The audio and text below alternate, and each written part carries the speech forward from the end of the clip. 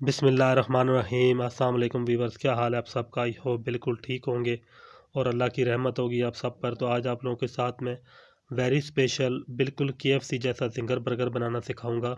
आप बहुत ही कम बजट में घर में बड़ी आसानी से KFC जैसा जिंगर बर्गर बना सकते हैं।